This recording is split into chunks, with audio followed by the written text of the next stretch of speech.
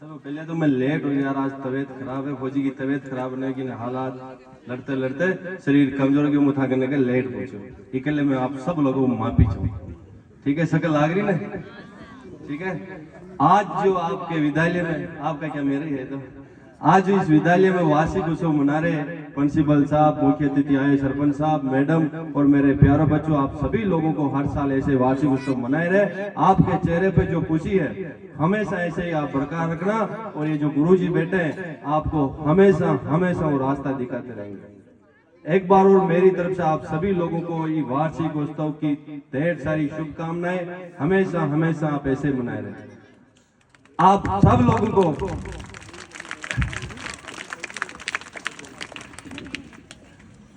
जो ये प्यारे बच्चों ने जो यहाँ प्रोग्राम प्रस्तुति प्यारी बच्चियां दे रही है, जो सब कुछ यहाँ से सीख के मेरी जगह जहाँ मैं हूँ और मेरे से भी बड़े रास्ते पे जाते हैं, जो सबसे बड़ी नीम है वो ये है। क्या है? आवाज कोई नहीं करेगा बाकी चोई। आपको पता है ना कि भाई अगर विद्यालय में गुरु ने अपन को सिखा दिया, वो हमेशा अपने साथ रहता है। पता है कि अगर एक बोतली में घी भी भर देते हो घी पिघल जाता है, लेकिन जब तक ये गुरु का जो ज्ञान अपने दिमाग में रहता है वो कभी नहीं होता। जब संकट आता तो गुरु को याद करते, वो ज्ञान हमारे सामने आता। तो सबसे बड़ी नींव अपनी अगर मजबूत यहाँ से करके निकले तो हमारे लिए ऐसा कोई संकट नहीं है जो हम उस रास्ते को पा नहीं सके। तो मेरे प्यारे बच्चों, मेरे गुरुजों, आप सब लोगों को पता है कि मैं कोई इतना बड़ा नहीं हूं, लेकिन मेरे मन में एक क्रांति है, कुछ करने का सपना लेकर मैं ठाना हूं। आपको पता मैं भी एक चुनाव भी लड़ा, पता है ना या नहीं है? उसमें मेरे को बहुत संकट आया, बहुत कुछ बड़े बड़े दबाव आए, लेकिन मैं हिम्मत नहीं हारा। मैं लड़ता गया, आगे बढ़ता गया, रास्ता खुलता गया। अगर मैं ही समझौता करके बैठ जाता तो आज मेरे को कोई पूछता क्या? हमेशा हर समस्या का समाधान है, लेकिन अपन को उस समस्या के लिए लड़ना पड़ेगा, मजबूत खड़ा रहना पड़ेगा, जब जाके अपन वो लड़ाई लड़ सकते हैं। अगर बीच में लड़ाई अपन छोड़ दी तो कोई नहीं पूछता, आएगा कि वो आया था और चला गया। जब तक उस मंजिल पे नहीं पहुंचेंगे, लड़ाई बीच में नहीं छोड़नी। पता है आपको? सपना सबका रहता है, लेकिन सपना बीच में कोई तोड़ देता है। सोचते कि हम उस मंजिल तक नहीं पहुंचते। मेरे प्यारे बच्चों, मैं आपके सामने खड़ा हूं, मैं इसी मिट्टी का हूं और इस गांव का हूं। आपको पता है 2-2, 4-4 साल के बच्चे खड़े थे, को नरेश फौजी जा रहा। मेरे को अपने आप को खुशी होती है कि यार फौजी तेरे को 4 साल का बच्चा बोलता है कि वो नरेश फौजी जा रहा है। मैं तो अपने आप को सौभाग्य मानता हूं कि मैं इस मेवाड़ की धरती का हूं और इस मेवाड़ की बात करता हूं आपके सामने।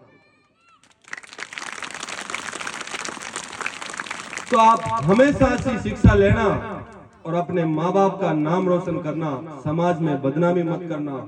सबसे बड़ी कमजोरी होती है अपने संस्कार। जो ये गुरुजी बैठे ये बोल रहे कि इस गांव के बच्चे बहुत अच्छे, मैं मानता हूँ इस गांव के बहुत बच्चे अच्छे हैं, लेकिन ये जब पढ़ने आते हैं और फिर 10वीं 12वीं बात के इनको घर के वाले वापिस लौटा देते, अलग रास्ता पकड़ लेते। सही है गलत बताओ? तो मेरी प्यारी बच्चियां, आप एक सपना हो इस देश के आने वाले, आप ही हो। हमारी भी जिंदगी निकल लेंगी, हम भी कुछ है। अभी तो हमारी भी ज्यादा उम्र नहीं है, 28 साल के हम अभी। लड़ाई बहुत लंबी लड़नी है, लेकिन देश आपके ऊपर भी गर्व कर रहा है। अभी हम भी बूढ़े नहीं हुए, अभी 28 साल के जवान है। हमारा भी सपना बहुत बड़ा है, उस सपने के लिए जितना होगा उतना करूंगा। लेकिन आप सब लोग अच्छी शिक्षा लेना, अच्छा पढ़ना। जिस भी इस विद्यालय में कुछ भी कमी होगी, लोग कहते हैं कि गांव नहीं सुधरा देश को कब सुधरा। सबसे पहले मेरा मकसद रहेगा कि सवाणिया पंचायत का वो बच्चा पढ़ लिख कर नौकरी लग जाएगा, फिर मैं देश की बात करूंगा। सबसे पहले मेरा गांव और मेरी मिट्टी।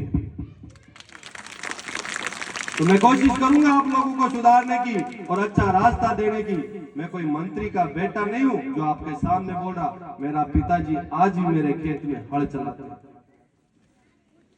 तो किसान का बेटा वो कर सकता है जो कोई नहीं कर सकता। हमारे आदरणीय भाई साहब पारा जी बता रहे कि किसान हल, जय जवान जय किसान। अगर इस दोनों में वो ताकत है जो बड़ी बड़ी ताकतों को 1 मिनट में झुका देते हैं, लेकिन हमको एक होने की जरूरत है। आप लोग पढ़ लिख कर इस देश की रक्षा के लिए तत्पर रहते। किसान के बेटे, कोई मंत्री कोई प्रधानमंत्री का बेटा -30 में खड़ा नहीं रहता है। अगर उसमें दम है तो अपने बेटे को 5 मिनट के लिए एलओसी के ऊपर खड़ा करके दिखा दे, रात को क्या दिन में तारा दिख जाएंगे। धन्य हो किसान के बेटे और उस माँ को, गांव की जो हमेशा अपने हाथ से उसको रोटी खिलाकर बच्चे को बॉर्डर के ऊपर भेजती। कोई भेजता क्या बताओ? तो आप लोग जाओगे सारे, हमेशा एक सपना टानो। लेकिन मैं थोड़ा जोशीला हूँ, क्रांतिकारी आदमी, कुछ बीच में कुछ आ जाता है कि हमेशा जो जोशीला क्रांतिकारी होता है उसके मन में बहुत सच्चाई होती है, उसमें एक पीड़ा होती है, इसलिए क्रांतिकारी होता है। ठीक है ना? कोई कह के चला जाता है कि मैं वापिस आऊंगा, ये करूंगा, वो अपने पास नहीं है। जो कह दिया वो कर दिया। मेरे ऊपर कृपा ये प्यारे बच्चों की है, बानोड़ा बालाजी की है, गुरु जी की है। बाकी मेरे विरोधी भाइयों को भी मैं कहना चाहता हूं, मैं आपका बुरा करने नहीं आया हूं।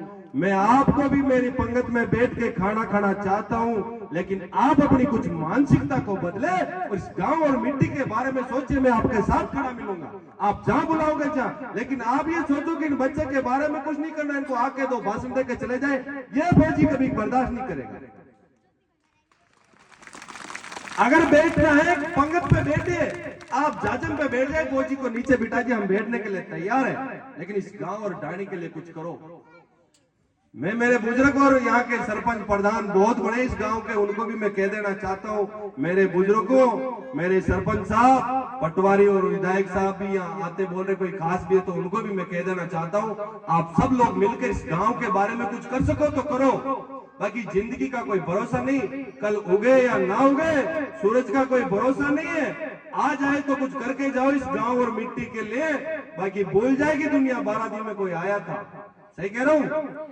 आज दुनिया क्यों पूछती है चंद्रशेखर आजाद को, भगत सिंह को, राजगुरु को? क्यों पूछती है? क्योंकि उन्होंने इस देश के लिए अपनी जान न्योछावर कर दी थी। जब भगत सिंह जेल में खड़ा था, कुछ लोग बाहर खड़े खड़े देख रहे थे। अगर वो चाहते थे वो भगत सिंह बच सकता था, क्योंकि जेल की दीवारें कोई सोने की तोड़ बनी थी, ऐसे एक एक ईंट की बनी हुई थी। अगर वो सारे लोग चाहते तो एक एक जेल की ईंट की दीवार को तोड़ के उस भगत सिंह को बाहर निकालना चाहते, लेकिन उनको पता था अगर भगत सिंह बाहर आ जाएगा तो हमारी भी दुकान बंद हो जाएगी। उसकी मां के आंखों में आंसू नहीं आए थे और भगत सिंह अंग्रेजों की फांसी से फंदा के लटक गया था, वो भी किसी माँ का बेटा था। तो हमेशा मेरे प्यारे बच्चों, भगत सिंह के रास्ते चलो, महाराणा प्रताप के रास्ते चलो, मेरी प्यारी बच्ची माँ पन्ना के रास्ते चलो। आपको हमेशा हमेशा इस मेवाड़ के लिए गौरव करता हूँ कि हम भी कोई मेवाड़ के। मैं चाहता था शुरू में 2016 में गया था, सारे सीकर और झुंझुनों के भरे हुए थे फौज में कि नरेश फौजी कोई आदिवासी एरिया का आया, तो मैं उनको बोला कि मैं 1 लाख जरूर हूं लेकिन आदिवासी नहीं। वो जैसे आदिवासी बोलते मेरा खून फूलता है, रोंगटे खड़े हो जाते कि यार मेरे को आदिवासी, जिस महाराणा प्रताप ने घास की रोटी खाकर इस मेवाड़ के लिए अपने प्राणों की आहुति दे दी थी, आप उसको आदिवासी बोल रहे हो?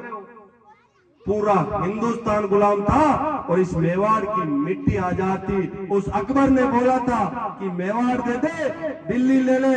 उस महाराणे ने बोल दिया मेरा परिवार खो जाए, मेरी जिंदगी कुर्बान हो जाए, लेकिन मेवाड़ की तरफ आंख उठा के नहीं देखूं। तो किसी की मजा लेके मेवाड़ की तरफ देख लेगा? आपका भाई जिंदा है, घबराने की कोई जरूरत नहीं है। आप लोग हमेशा इस तरह आशीर्वाद मेरे ऊपर बना के रखना। बात ज्यादा होगी क्योंकि गर्म में थोड़ा लेट होता हूँ, लेकिन तबीयत भी खराब है, ध्यान भी रखना पड़ेगा।